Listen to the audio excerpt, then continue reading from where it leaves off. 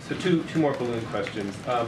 The National Weather Service website here says that 900 the weather balloons are released around the world from 900 locations twice a day, every single day of the year, including 92 released by the National Weather Service in the U.S.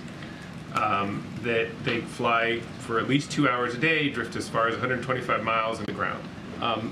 If it turns out, as it looks like, that the president and Mr. Trudeau sent Top Gun fighters to blow weather balloons out of the sky, does the president regret that, and is he embarrassed by that? I'm not going to get ahead of what of any final decision. We just don't know yet. We actually just don't know.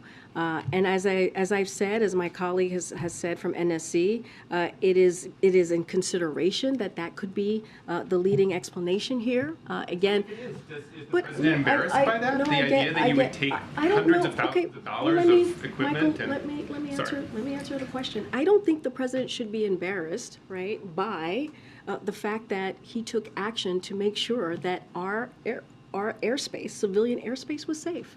I don't think that he should.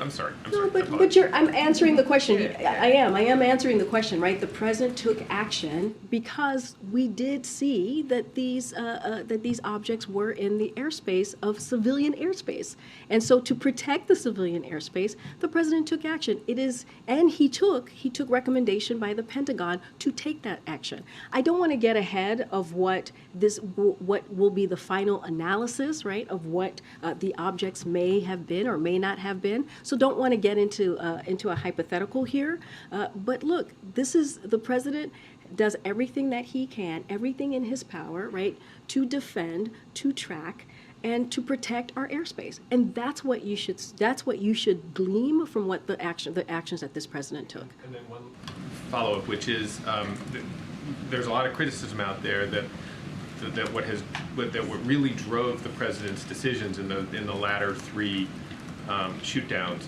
was an overreaction, a political overreaction to the criticism that he took on the Chinese spy balloon for waiting too long. In other words, that he was criticized for waiting too long in the first balloon, and so the reaction, the overreaction, the critics would say, is that he moved too quickly to shoot down the other ones before even knowing obviously what they were.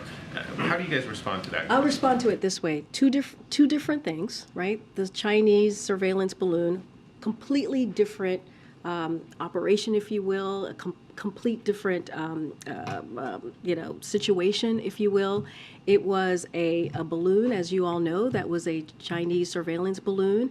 The president's number one thing was to make sure that we kept American civilians safe. He took recommendations from the Pentagon, who said that we should follow the path.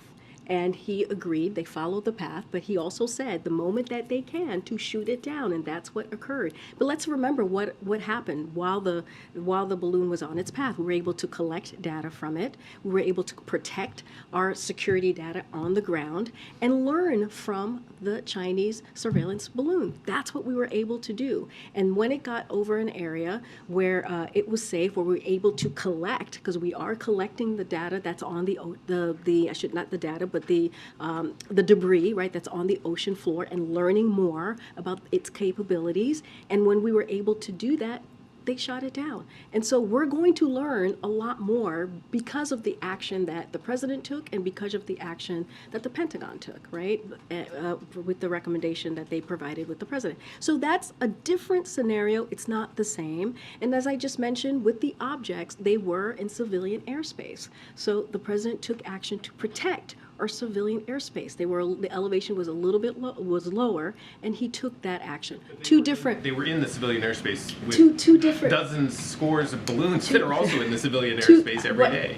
I hear you, and I know that you just read me the national weather data or numbers of balloons. I get that. I don't know those numbers. That's the first time that I'm hearing about them. I appreciate you sharing it with all of us.